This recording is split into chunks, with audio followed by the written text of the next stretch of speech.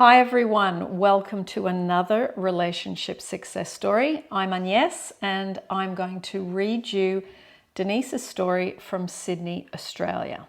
Now, this story is really a good story for those of you that have reoccurring patterns or reoccurring beliefs that keep handbraking you in relationships.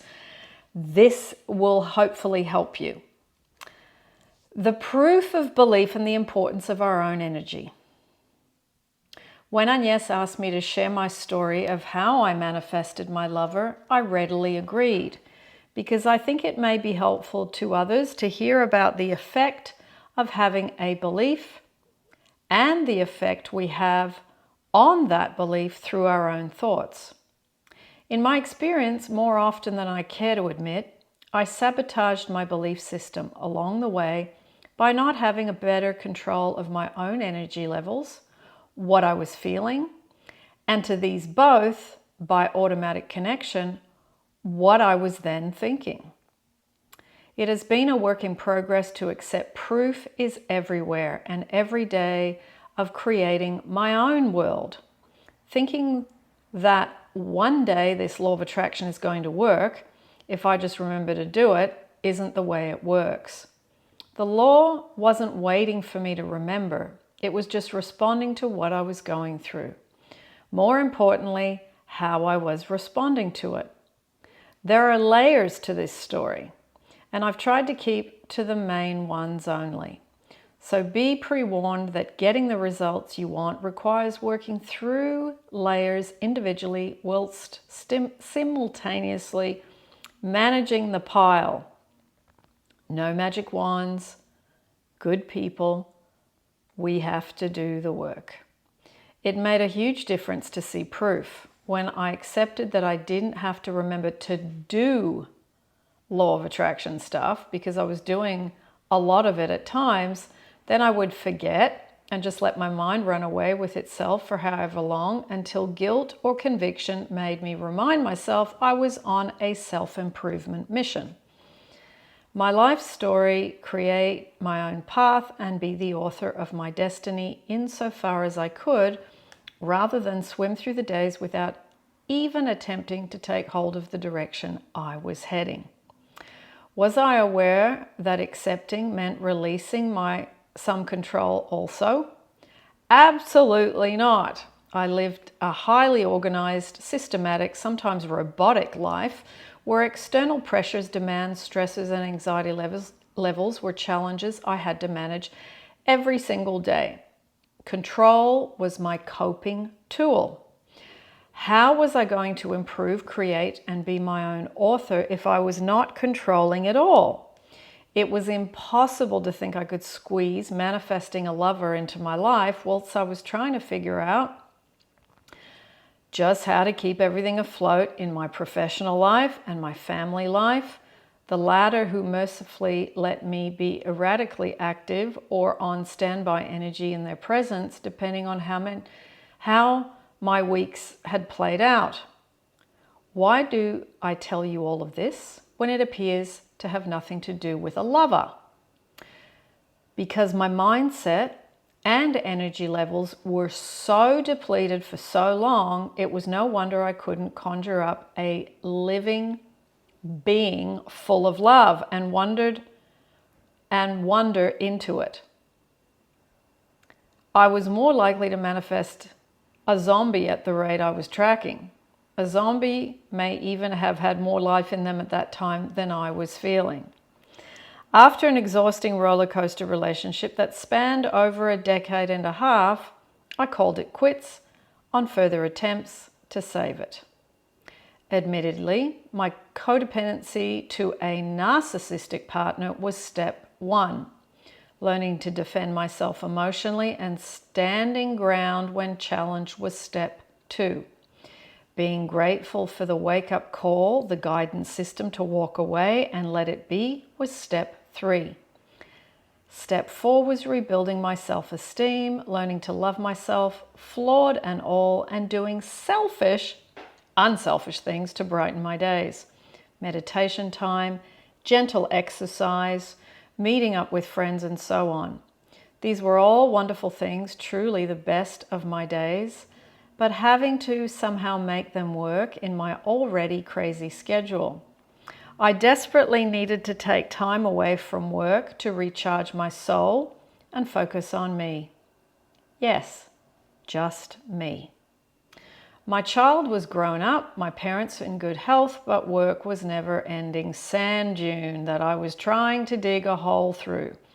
My life purpose, my needs, my dreams, these were so faint in detail and intent that I recognized I urgently needed to save myself, and that would demand time away from what my eyes and ears were exposed to. Somewhere different, somewhere that would revive and inspire me, and I submitted for approval for leave from work with almost 4 months advance notice. I was first verbally denied it, even though I had months owing to me. I hardly ever took leave, including working through when I was unwell. Silly, silly me. No wonder I was a wreck. I reworded my request for leave. I was not taking no for an answer, and I respectfully and calmly advised my boss that whilst we were both aware that I was entitled to leave, that if my annual leave was not an option, my resignation was imminent.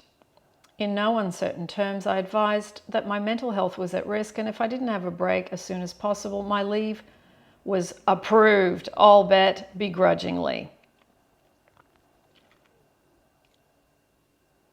Somehow, I found enough energy to get through work and book airline tickets, prepare a very rough travel schedule, and make it to the day when I left on holidays. Where did I go? To the end of the world, literally, Patagonia, stunningly beautiful, isolated southern Chile, South America, where I could not be reached by phone, where I could not be exposed to world news, where I could not be distracted from my mission, putting myself back together again. Patagonia is a vast part of the world with somewhat vague delineations in the geography that has been given its name. It spans ice fields, plains, mountain ranges, and waterways. Only a handful of towns exist in the south of Chile. Of all the places to choose from, my mind remembered Torres del Paine National Park from conversations had with my brother. He had said about this being one of the most isolated but visually majestic places on the planet. Perfect. I needed to get away from humans and have something awesome to look upon. A childhood school friend was familiar with the area and was available to join me on a holiday. Whilst in Patagonia, I spent long hours outdoors trekking through valleys and mountains. Although my friend had joined me on my holiday, she was grieving the loss of someone she loved dearly. So, spent most of the day deep in her own introspection and self-care. Our conversations were easy and enriching, as were our silences. Mostly alone with my thoughts and with the company of an occasional animal or bird, it was easy to surrender my senses to the surrounds. It took a good week just to unpack my mind from work thoughts and let them be taken by strong Patagonian winds. It's easy to go on holidays, but it's not so easy to not drag your life with you to them. I did daily meditations where I focused on visualizing a world with me in it, where I was at peace. Peace came to me in the form of a simple life, a cozy home, the sound of laughter, feeling embraced in a warm hug, my hand being held, a man by my side with a beautiful smile. I felt a strong connection to the Patagonian space around me, and whilst I hardly had any contact with other people while I was there, it was as if there was a magnet pulling me to the national park. I spent the majority of my time in the park throughout my time away. When it was time to leave, I struggled to pull my things together and felt that I needed to go back there. It was like I was waiting for something or someone to appear. I just couldn't figure it out. I wasn't even sure there was anything else to see. All I had done for weeks whilst there was to take in my surroundings and use them to reconstruct my sense of calm and re-energize my mind with positive thoughts. What proof was I looking for anyway? I returned to Australia full of happy memories, but with a longing to return to Patagonia. Life back in Australia had not changed. Work was an avalanche waiting to throw itself at me. I was submerged in no time at all. To create some sort of balance to the insanity of work pressures, I dived into memories and the hundreds of photographs I'd taken. Through each one, I focused on the good feeling and thoughts they gave me. Being more enlightened in my old age, I knew that the feelings and thoughts were assigned by my dear old brain. And I was grateful for the kindness of my brain that it had bestowed upon me by assigning good feelings, thoughts to these images. My waking hours were consumed by work and memories. All I wanted to do was go back to Patagonia, travel, trekking, me time. That's where my energy would go to. Great plan, and then COVID-19. You would think here that I say something along the lines of, what an awful period in my life that was, what a terrible thing to be in lockdown, how dreadfully boring having to be away from people. Au contraire, my dears, I loved it. I repeat, I loved it. Nothing better could have happened, whilst this does in no way belittle the terrible illness that struck so many around the world, nor the grief of loved ones lost during COVID at its peak. I would be lying without shame if I said I had a bad time during those few years. Work had a new minefield of challenges dealing with the pandemic and keeping businesses afloat and prosperous. Work hours were my immediate life-threatening disease. The days blurred into nights, the weeks blurred into months. Life was an interaction of video calls, endless updates, endless new rules to be learned, a Shakespearean debate of to vaccine or not to vaccine, and then of course there was the news. It seemed the world had unintentionally let Armageddon gate crash the fancy dress party of our everyday lives. But still, I loved it. Being at home with my daughter and fur baby, away from people and their energies so close up. Bliss. I have always struggled with blocking people's energies and how they seem to drain me of mine. Insomnia had been my companion for many an evening. During COVID-19, I hardly slept due to the working well into the wee hours of the tomorrows. To try and lull myself into sleep, I tried everything I could think of, and when I ran out of ideas, I would counter my boredom with internet things. I shopped for far more clothes than I had any outings scheduled for. None, as we were in lockdown. I bought gadgets for the house and garden chores that had taken on an entertainment angle instead of a burden. Weeding was respite from computer time, and in the void of any romance in my life, and only so much cuddling my inmates, my 20-plus-year-old child and fluffy dog, goldfish don't count, could stand coming from me.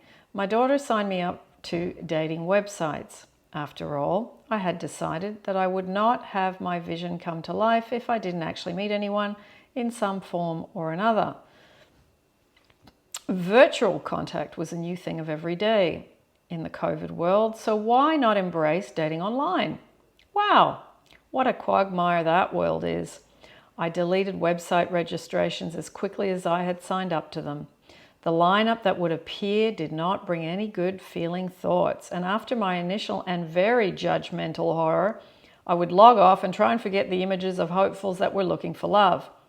Full confession, I did accept 2 coffee dates, and third time lucky met a lovely man that I dated for a few months. Whilst he was great company, there was no love. I knew I had to clear the path if I wanted to have the right person walk in. No more dating websites. Instead, I turned to what gave me good feeling vibes. Photos of Patagonia. Again, my well-intentioned daughter decided that I had to move into the current century and loaded Instagram to my phone. She did a search of Patagonia, and within microseconds, an endless supply of images started appearing on my screen. She taught me how to rate them with a like and added comments if I so should be inspired to make them. At this time, I was living vicariously through images on my screen. I walked through the fields, I touched the flowers, I climbed the rocks, and I trekked across mountain ridges. I pushed my hair off my face and readjusted my invisible backpack, all in my mind. Patagonia was my escape, and I breathed in that scenery as if it was real. It was only days into this alternate world that I was suddenly staring at a beautiful photo of Torres del Paine National Park, taken in a spot where I had exactly been, forever etched in my memory.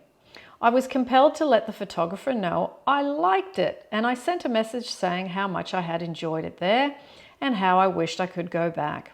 The photographer messaged me back almost instantly. I felt an unprecedented wave of excitement at this simple response. Something was happening then and there, strange as it sounds. I could feel it. It was an automatic connection. The initial and lovely exchange became a regular interaction. In only a few days, he asked me if we could video chat instead of messaging each other. And I remember being so excited about it, like we were meeting up for a date. WhatsApp is hardly a cafe with a great view and background music. We totally misjudged the time difference between the countries, and instead we had our first video meeting while I was blurry-eyed in the very early morning, wearing my trusty onesie, bedhead, and trying to revive myself with a hot cup of coffee. It was a great first video call. We chatted and laughed so easily. So much for first impressions. Somehow in this state, he had seen me as who I was, and it warranted a second video call in the following days. Then countless more messages and many, many more video calls since. In the weeks that followed, we shared stories of our life. Trust was automatic. It was given and received. In no time at all, I learned he was a park ranger in Torres del Paine National Park, and that he had been within very close proximity to everywhere I had been staying and trekking whilst I was there. We both could and couldn't believe it. It was a shame and very odd that we had not seen each other when I was there. At that time, it was not meant to be. When I told my friend, whom holidayed with me, of the relationship that was growing between myself and my now partner, she reminded me that I had said to her on several occasions, "There is something here. I don't know what exactly, but I have to come back. Something is waiting for me. I can't shake this feeling." My lover in escrow. He has the most beautiful smile I have ever seen. We've been together for a year and a half. We work on our individual and combined happiness as a matter of course. We live our own lives, but are on the path together, even at a great distance. Yes, at this stage, it is still long distance relationship, but we have each spent time with the other in both countries now and plan on doing more of the same indefinitely. With so much life already lived behind us, we both wish for whatever time we have left in life to be happy and peaceful. Obsessed with details in my life, up to only recently, I am now at peace with not having the details of how it will unfold. I am simply in full belief that what is meant to be unfolded at this exact time, I am ready to receive each manifestation. The greatest mother of all energies, the universe, has felt my deepest desires, and through the unfailing law will unveil these to me in due course. Due course is when I am ready to perceive the details as it unfolds daily, subject to what I am thinking and feeling. It is not one action that made my lover appear, but if I had to try and narrow it down, I would hazard a guess that it had everything to do with my energy and what charge that had along the way. At times, when I was feeling depleted, the world around me was heavy. It was a heavy burden and exhausted me both physically and emotionally. When I focused on my thoughts and channeled good energy, I found that the world around me responded in a positive and joyful manner. Before I learned to focus my energy, External events dominated my internal world, then blurred my life into that external world. Events generated thoughts, which in turn expressed themselves through my feelings. An emotional feeling, happiness, sadness, etc., is the juxtaposition of what we associate with a touch, surface, taste, sound. You can't touch happiness, sadness, disappointment, anger, excitement, and so on, but you can feel its energy. If a manifestation is defined as the proof of the reality of something, then I would argue that becoming aware of your energy level and doing something about it is the most important first step to create the world you want to experience life in. It really is up to each one of us to own our thoughts, to gently guide our response system into a positive feeling, to work with our wonderful minds, to create a vision of how we want our life to feel. The external world responds to this. My lover appeared when I acknowledged my accountability for my own path, cleared it, forgave myself, and those that I had placed blame on along the way, put myself first and focused on my purpose, a simple one, to be happy, to feel loved, to be at peace. It is a daily duty to myself to stay on the path of loving myself first, give gratitude for all in my life, calmly look at the contrast, but keep my eyes focused on the vision I had so clearly for my own peaceful life. I believe I can do all these things, and so because I am of this firm belief, it will be. Lovely, amazing journey of self-love towards then manifesting a beautiful relationship. Now, Denisse said she will hop on and do an interview with me. And there is a really interesting beginning to how I first met Denisse. That's a little secret for now, but we will share it for you in the interview. It's definitely a quirky start to our relationship. So I hope you enjoyed Denisse's story. I have also read 2 of Denisse's stories already before. They are in my manifesting books that I've already written. So I will put down below in the description which book it is in and which chapter, because I'll have to go through and look it up. So for those of you that have the ebook or the full hardcover book, you can go back and read her other stories if you are interested. So I'm going to put the Relationship Success Stories playlist down below for you as well. And I will put down below relationship tips and relationship meditations. There's lots of playlists that relate to what Denisse talked about today. So lots of love, everyone. And I hope that this inspires you to see the connection between self-love and relationships, and you must deal with the self-love and the self-respect first. This is a classic, perfect example of that. So I will see you in the next YouTube. Lots of love, everyone. And may today bring you wonderful news and an amazing connection in terms of perhaps contact, an amazing moment, an amazing realization just for you. Lots of love, and I'll see you in the next YouTube.